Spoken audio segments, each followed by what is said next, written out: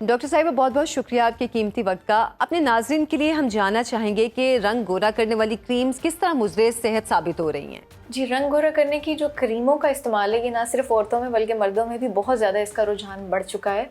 रंग गोरा करने का जो एक ट्रेंड है जिसको बहुत अच्छा समझा जाता है कि गोरा रंग ही अच्छा होगा, जो कि बिल्कुल गलत है। इसको हमें कंडेम करना चाहिए, क्योंकि रंग गोरा करने की जब आप जद्दोजहद में लग जाते हैं और गैर मयारी क्रीमों का इस्तेमाल करते हैं तो उसका नुकसान आपकी सेहत के ऊपर बहुत मुज़र होता है, क्योंकि इसके अंदर भारी मिकदार में स्टीरॉयड, मरकरी, आर्सेनिक डले हुए होते हैं जो आपको बहुत जल्दी विद इन डेज, चंद ही दिनों में रंग गोरा कर देते हैं। लेकिन उसके नुकसानात क्या होते हैं कि आपके चेहरे के ऊपर गैर ज़रूरी बालों का आ जाना, आपके चेहरे के ऊपर एक्नी का आ जाना, चेहरे के ऊपर छाइयाँ आना, खून की नालियाँ नुमायाँ हो जाना, जिल्द का पतला हो जाना, ये तमाम चीज़ें आपको फेस करना पड़ती हैं। अच्छा डॉक्टर साहिबा, मुज़र वाइटनिंग क्रीम्स का इस्तेमाल जल्दी सरतान का किस हद तक सबब बन रहा है और बीमारी के इसबाब में इसके अमल दखल की शरह क्या है?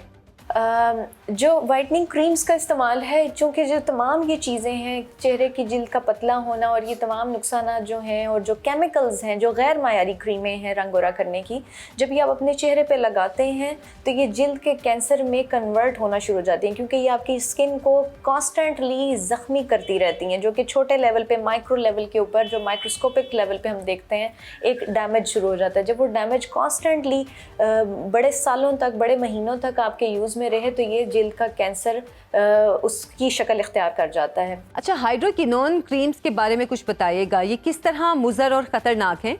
हाइड्रोकिनीन क्रीम्स जो हैं वो इंटरनेशनली इस प्रोडक्ट को बैन करने की तरफ जा चुके हैं, क्योंकि ये चीज़ें जब कॉन्स्टेंटली आपके इस्तेमाल में रहती हैं तो ये आपकी जिल्द के अंदर कैंसर के चांसेस को बढ़ा देती हैं। आपकी स्किन को सेंसिटिविटी का जो उसमें एक अमल होता है, जो आपकी स्किन को सेंसिटिविटी आ जाती है, जिससे कह लें कि स्किन के ऊपर रेडनेस आना शुरू हो जाती है या हीट निकलना शुरू हो जाती है, इन चीज़ों को ये बढ़ा देती है। और देखने में ये आया था कि ये हाइड्रोकिनीन के जो 4% या उससे ज़्यादा की परसेंटेज है, उसके इस्तेमाल से स्किन के अंदर कैंसर की चीज़ों का बहुत ज़्यादा इसका एक रोल है। तो इसलिए इंटरनेशनली इसको अब लोग यूज़ इतना नहीं करते और इसको बैन करने की तरफ जा चुके हैं।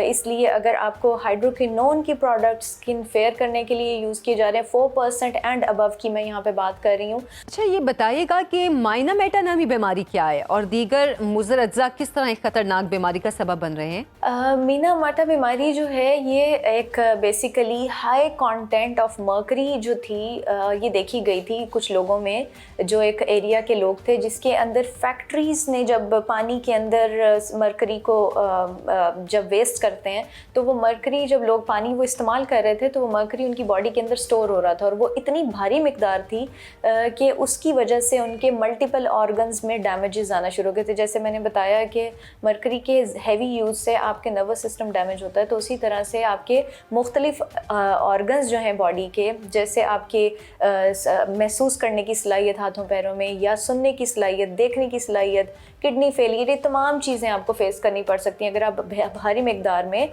मर्करी का एक्सपोजर लेते हैं। अच्छा डॉक्टर साहिबा, मुज़र ब्लीच और क्रीम से बचते हुए वाइटनिंग के लिए क्या टोटका इस्तेमाल किया जाए? आप क्या मशवरा देंगी? हमारे नाज़रीन को घरेलू टोटकों की तरफ क्या जाना चाहिए या हर्बल अज्जा का इस्तेमाल करना भी बेहतर है? मैं यहाँ पे नाज़रीन को ये कहना चाहूँगी कि अगर आप अपनी स्किन को बेहतर करना चाहते हैं और आपके पास डॉक्टर की रसाई मुमकिन नहीं है, आप तो वैसे ऑनलाइन पोर्टल्स भी इतने आगे जो आपको डॉक्टर के पास रसाई दे सकते हैं, लेकिन अगर आप डॉक्टर के पास नहीं जा सकते तो इसका सिंपल सा हल ये है कि अपनी रूटीन में फल, जूस, सब्ज़ चाय का कहवा और पानी का इस्तेमाल बढ़ा लें। 1 कप कॉफ़ी का इस्तेमाल रोज़ाना करें।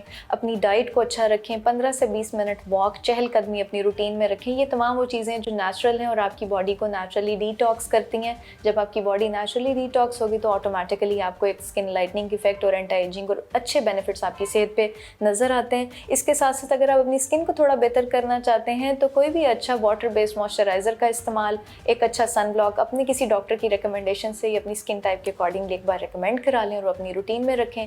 स्किन की क्लेंजिंग को प्रॉपर रखें। इसके लिए आप दूध का इस्तेमाल कर सकते हैं, दही का इस्तेमाल कर सकते हैं।